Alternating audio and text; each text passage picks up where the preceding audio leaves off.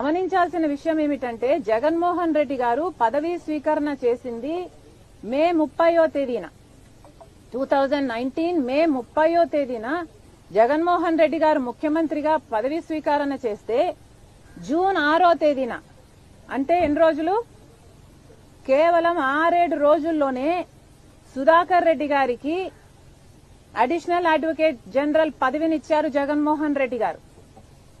మీ మధ్య ఏ సంబంధం లేకపోతే 6 రోజుల్లోనే ఎవడో తెలియని సుధాకర్ రెడ్డి, అంతవరకు ఈయన ఎవడో సమాజానికి తెలియనే తెలియదు, ఎవరో తెలియని సుధాకర్ రెడ్డిని తీసుకొచ్చి మీరు అడ్వకేట్ జనరల్ పదవిని ఎందుకు ఇచ్చారు, అడిషనల్ అడ్వకేట్ జనరల్ పదవిని ఎందుకు ఇచ్చారు, అది కూడా అంత హడావిడిగా, అంత ఉత్సాహంగా, అంత తొందరగా మీరు అంత మేలు ఒక మనిషికి చేశారు అంటే దానికి అర్థం ఏమిటి? మీకోసం సుధాకర్ రెడ్డి పిటిషన్లు వేసి మీకోసం అంతగా చేశాడు కాబట్టి దానికి ప్రతిఫలంగా మీరు ఆయనకు పదవినిచ్చారు. లేకపోతే ఎవడైనా కూడా తన తండ్రి పేరుని సిబిఐ ఛార్జ్ షీట్ లో చేర్చిన వ్యక్తిని పిలిచి అడిషనల్ అడ్వకేట్ జనరల్ పదవి ఇస్తాడండి? నేనైతే ఇవ్వను. మీరు ఇస్తారా?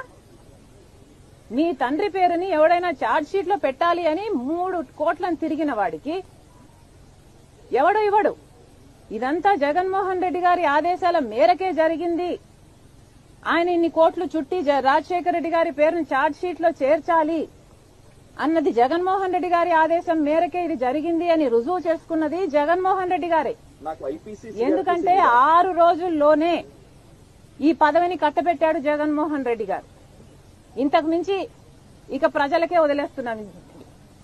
I'm sure everybody has common sense. Common sense is common for a reason, because it's common. గమనించాల్సిన విషయం ఏమిటంటే జగన్మోహన్ రెడ్డి గారు పదవీ స్వీకరణ చేసింది మే 30వ తేదీన 2019 మే 30వ తేదీన జగన్మోహన్ రెడ్డి గారు ముఖ్యమంత్రిగా పదవీ స్వీకరణ చేస్తే జూన్ 6వ తేదీన అంటే ఎన్ని రోజులు కేవలం 6-7 రోజుల్లోనే సుధాకర్ రెడ్డి గారికి అడిషనల్ అడ్వకేట్ జనరల్ పదవినిచ్చారు జగన్మోహన్ రెడ్డి గారు.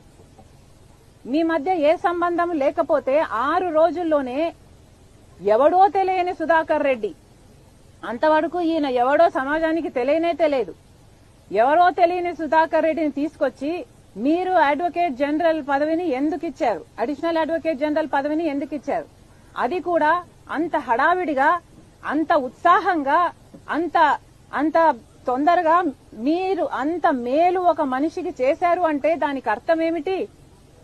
మీకోసం సుధాకర్ రెడ్డి పిటిషన్లు వేసి మీకోసం అంతగా చేశాడు కాబట్టి దానికి ప్రతిఫలంగా మీరు ఆయనకు పదవినిచ్చారు. లేకపోతే ఎవడైనా కూడా తన తండ్రి పేరుని సిబిఐ ఛార్జ్ షీట్ లో చేర్చిన వ్యక్తిని పిలిచి అడిషనల్ అడ్వకేట్ జనరల్ పదవి ఇస్తాడండి? నేనైతే ఇవ్వను. మీరు ఇస్తారా? మీ తండ్రి పేరుని ఎవడైనా ఛార్జ్ షీట్ లో పెట్టాలి అని 3 కోట్లను తిరిగిన వాడికి ఎవడు ఇవ్వడు. ఇదంతా జగన్మోహన్ రెడ్డి గారి ఆదేశాల మేరకే జరిగింది.